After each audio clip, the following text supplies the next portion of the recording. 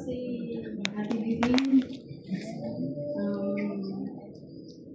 My glory to God. Papa Delvis. Gusto ko pong mag-share ng isang verse sa Bible. Sana po ay makapulutan natin ng aral sa tulong at awa ng Panginoon Diyos. Ito po ay sa unang Korinto 10, verse 13. Wala pang pagsubok na dumating sa inyo na hindi nararanasan ng ibang tao. Tapat ang Diyos at hindi niya ipahihintulot na kayo'y subukin na higit sa inyong makakaya. Sa halip pagdating ng pagsubok, bibigyan niya kayo ng lakas upang makayanan ito at ng paraan upang malampasan ito. Dali lang hinga. Nakakabot.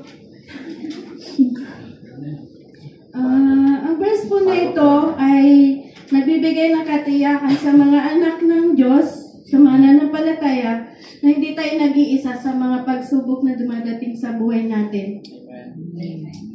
Alam ng Diyos kung ano lang yung kaya natin gawin at kung ano lang yung paraan na kaya natin. At hindi niya tayo bibigyan ng higit pa doon. Yung hindi natin kakayanin. Mabait ang Diyos. Amen. Naranasan niyo na po ba minsan may dumating na pagsubok sa atin? Sobrang bigat. Di na natin alam kung anong gagawin natin. Amen. Pero subukan mo lang mag-pray, kapatid. Subukan mo lang mag-pray. Isang mataimtim na dasal, magugulat ka kung saan nasusolve ang problema natin. Di po ba? Amen. Napakabuti ng Diyos sa ating mga kapatid. Amen. Mami yung ibang mami tawag sa akin.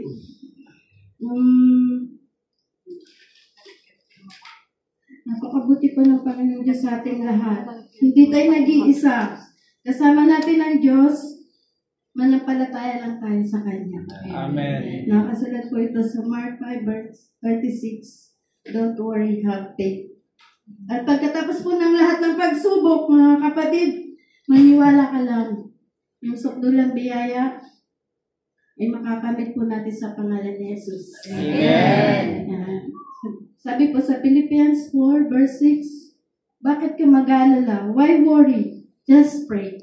Yun lang po. Amen.